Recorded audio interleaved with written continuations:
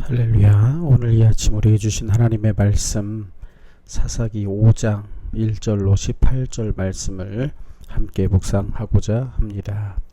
우리는 계속해서 가나안 땅 그 믿음의 사사들을 통해서 이스라엘을 구원하시는 하나님의 놀라우신 역사들을 보고 있습니다. 그런데 그 모든 사사들의 이야기들을 우리가 보면서 대단한 위인들도 아니었고, 사실 이들은 그 모든 광야에서 가나안 땅에서도 하나님의 놀라우신 승리를 경험한 세대가 아니라고 말하고 있죠.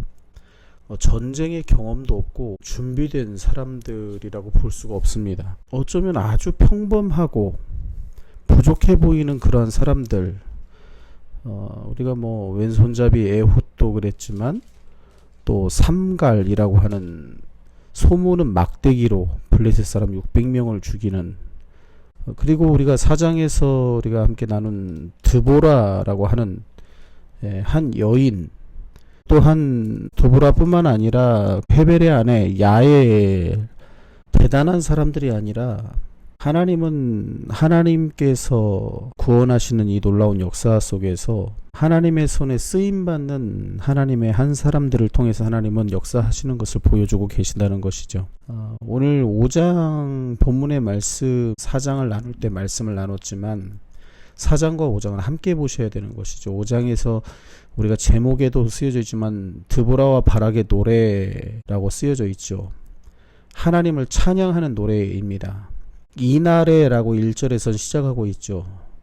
이날에 드보라와 아비노함의 아들 바락이 노래하여 이르되, 그 승리하고 진멸한 그날, 가나안 왕 야빈을 진멸했던 그날에 하나님을 찬양하고 있는 노래입니다. 오늘 드보라와 바락이 함께 등장하지만 여기서 특별히 그들이 노래하여 이르되, 노래하다라는 이 동사가 여성 단수형 원어적으로 쓰여져 있으므로 사실 이 노래는 드보라의 그런 여성의 지도력을 강조하고 있는 노래임을 우리는 기억하셔야 합니다. 그래서 본문은 드보라를 통한 하나님의 역사를 찬양하는 것으로 볼 수 있죠. 하나님은 그 가나안 땅에서 그 가나안 족속들의 압제로 인해서 경제적으로나 또 사회적으로 어려움에 처해 있던 이스라엘을 이처럼 아무것도 아닐 수밖에 없는 한 여인, 여사사 드보라를 통해서 구원하시는 내용이 4장에서 기록되어졌죠. 그리고 오늘 말씀에서는 드보라의 이 찬양의 노래, 그 주제는 바로 찬양으로의 초대라는 거예요. 여호와를 찬송하라. 2절에서 한번 보십시오. 이스라엘의 영솔자들이 영솔하였고 백성이 즐거이 헌신하였으니 여호와를 찬송하라. 여호와를 찬송하리로다. 계속해서 여호와를 찬송해야 된다라고 찬송으로 초대를 하고 있다는 거예요. 그런데 2절에서 여호와를 찬송하라, 여기서 찬송하다라는 이 바라크라는 원래 원어 뜻은 축복하다라는 뜻입니다. 그래서 하나님을 축복하라는 거예요. 여러분, 사람이 하나님을 축복한다는 게 말이 됩니까? 우리가 누군가를 축복한다는 게 뭐예요? 복을 빌어주는 어떤 차원이니까 새해 복 많이 받으십시오, 이게 축복입니까? 이게 아니에요. 축복이라는 것은 그 사람을 인정해 주는 거예요. 당신은 충분히 사랑받는 사람이고 당신의 인생은 하나님의 뜻 가운데 창조되었고 하나님의 자녀된 것이 너무나도 축복된 인생이라고 서로 축복을 빌어주는 것이고 축복을 선언해 주는 것이죠. 마찬가지입니다. 하나님을 축복한다는 것은 뭐예요? 우리에게 주신 모든 복의 근원이 하나님 때문이라는 거, 하나님께서 주신 복이라는 거, 그 은혜라는 사실을 하나님 앞에 인정하는 거예요. 하나님을 축복하는 거예요. 우리가 누군가를 축복하는 것도 그 사람의 모든 삶을 인정해주고 서로 격려하고 칭찬하고 하는 것처럼 하나님으로 말미암은 모든 은혜입니다. 이 모든 복의 근원은 하나님이시였습니다. 다 하나님의 것입니다라고 하나님 그분을 인정하는 것이 바로 축복, 여기서 찬송이라는 거예요.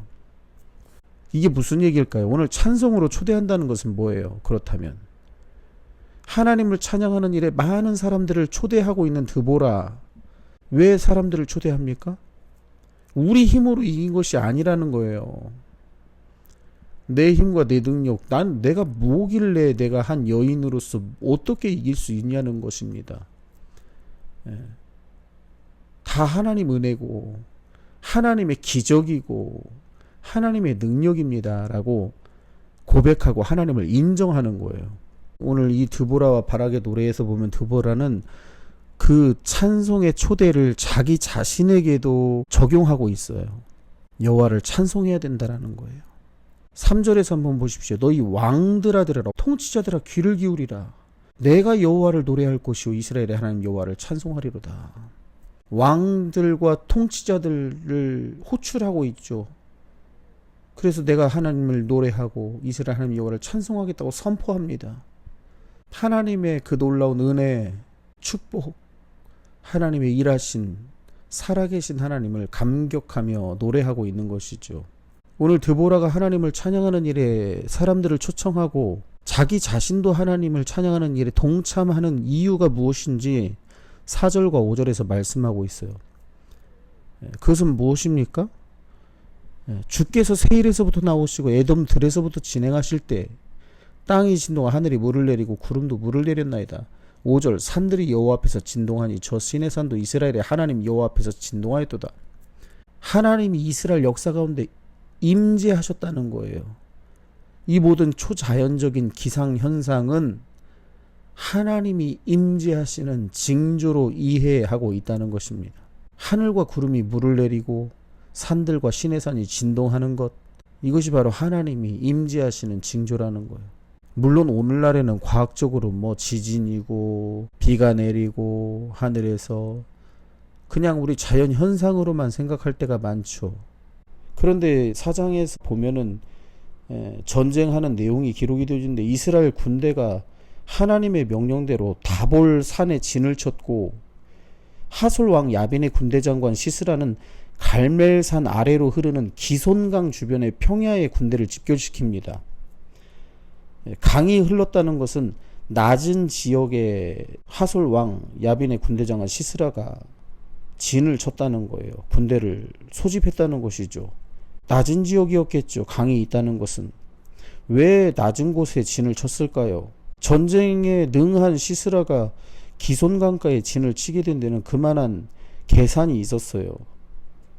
이스라엘의 역사적으로 강은 항상 물이 흐르는 강이 있고 여름 우기에만 흐르는 와디라는 강이 있습니다. 와디는 건기에는 물이 다 마릅니다.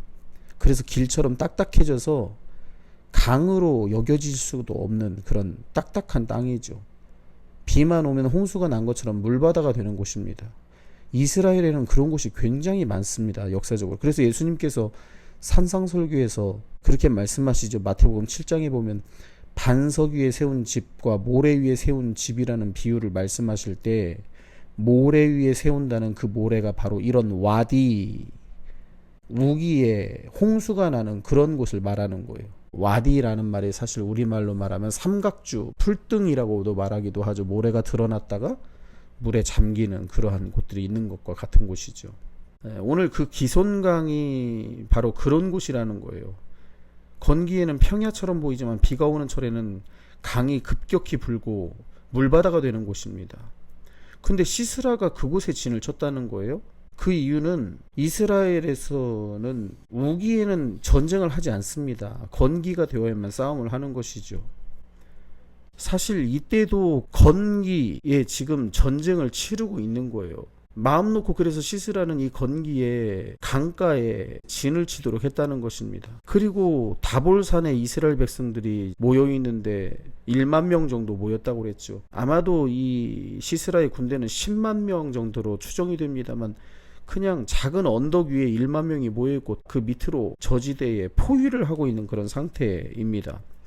철병거 900대를 갖춘 시스라의 군대가 다볼산을 포위하고 공격한다면 도망갈 곳 없는 이스라엘은 도간에 든 쥐 신세 아닙니까? 큰 위기 상황이었던 것이죠. 그런데 전쟁이 시작되자 사사기 4장 14절 우리가 봤던 말씀, 일어나라, 여호와께서 시스라를 내 손에 넘겨주신 날이라. 여호와께서 너 앞서 나가지 아니하시느냐. 그런데 이 말을 들은 바락이 만 명의 군사를 이끌고 다볼산에서 기손강 아래로 쳐내려갑니다. 그런데 이 말씀 4장을 잘 보면 싸움도 하기 전에 시스라의 군대가 마차를 버리고 부대를 이탈하여 도망을 다 치는 거 아닙니까? 무슨 일이 벌어졌기에 그랬을까요? 이스라엘 군대가 무슨 총이 있었겠습니까? 무슨 전차가 있었겠습니까? 막대기만 들고 있는 그들 가운데 신형 전차를 구비한 철병거 900대가 있었던 시스라의 군대가 아닙니까? 근데 그 모든 총과 탱크를 다 버리고 도망쳐버린 상황과 같죠. 어떻게 이런 일이 가능할까라는 거예요. 오늘 5장 19절에 나오는 드보라의 노래에서 하솔의 군대가 얼마나 강했는가를 말씀하고 있죠. 19절을 미리 보십시오. 왕들이 와서 싸울 때 가나안 왕들이 북이또 물가 다낙에서 싸웠으나 은을 탈취하지 못하였도다. 20절에서 별들이 하늘에서부터 싸우되 그들이 다니는 길에서 시스라와 싸웠도다. 보십시오. 그들을 이겨낼 수 없는 그런 대단한 군대인데, 그런데 20절에서 별들이 하늘에서 시스라와 싸웠다고 말씀하고 있어요. 오늘날로 말하면 한여름에 하늘에서 돌덩이만한 주먹만한 우박들이 떨어지고 하늘에서 번개가 치고, 별들이 싸웠다고 안 합니까? 뭐가 떨어지는 것이지요. 건기에 홍수가 나고, 20절 21절까지 보시죠. 기손강은 그 무리를 포류시켰으니 그 기손강은 옛 강이라 다 쓸어가 버렸다는 거예요. 비가 내리지 않는 팔레스틴 지역에서 건기에 홍수가 났다는 것입니다. 많은 시스라의 군대가 기손강물이 불어나서 휩쓸려 갔다는 것입니다. 하늘에서 벼락이 쳤고 별들이 하늘에서 싸웠다, 이렇게 표현한 것이죠. 철병거 900대가 다 무용지물이 되어버렸다는 것이죠. 그래서 그들이 철병거를 버리고 다 도망간 이유인 것입니다. 손도 써보지 못하고 무너지는 것입니다. 너희는 가만히 있을지니라 말씀하신 것처럼 한 번 손 써보지도 않고도 승리를 쟁취하는 것이죠. 그래서 전쟁은 하나님의 승리인 것입니다. 이스라엘의 승리에 우리의 손, 사람의 손이 개입한 흔적이 없어요. 그들이 한 것은 무엇입니까? 오직 하나님께 순종이었습니다. 이게 바로 4장에서 이 시스라의 군대가 패한 이유였다라는 것을 말씀하는 것이죠. 물론 철저히 여인들의 또 이런 믿음의 순종을 통해서 이루신 하나님의 승리하신 그 전쟁임을 보여주고 있는 것입니다. 오늘 이 전쟁의 이야기를 노래하고 있죠. 이 모든 것, 이 초자연적인 기상현상, 하나님이 임재하시는 징조라는 고백이에요. 하나님이 임재하시는 징조라는 것이죠. 여러분, 하나님의 임재하시는 징조임을 찬송하지 않으면 그냥 마침 비가 내려서 다행히 이길 수 있었네, 이렇게 되는 거예요. 우리도 마찬가지입니다. 찬송하느냐 하지 못하느냐에 따라 그 모든 사건이 해석이 달라지는 거예요. 찬송하지 않으면, 찬양하지 않으면 내 힘으로 한 것밖에 안 되는 거예요. 누군가 도와줘서, 누가 헌금을 했고, 누가 뭘 했고, 누가 도와줘서 했고, 사람의 힘으로 한 것밖에 안 되는 거예요. 그래서 오늘 드보라는 모든 왕들도, 통치자들도, 모든 사람들을 찬송의 자리로 초대하고 있는 거예요. 하나님이 임재하시는 증거임을 고백하자는 거예요. 함께 하나님을 축복하자는 거예요. 인정해드리라는 거예요. 오늘 6절에서부터 한번 8절까지 보시죠. 가나안의 그런 압제 아래에 있던 이스라엘 상태가 어땠는지 보십시오. 6절. 삼갈의 날에 또는 야엘의 날에는 대로가 비었고 길의 행인들은 오솔길로 다녔고 이스라엘에는 마을 사람들이 그쳤고, 근데 나 드보라가 일어나 이스라엘의 어머니가 되기까지 그쳤도다. 삼갈의 날에, 야엘의 날에 그들을 통해서 하나님이 구원하시긴 했지만 여전히 상태가 만만치 않다는 거예요.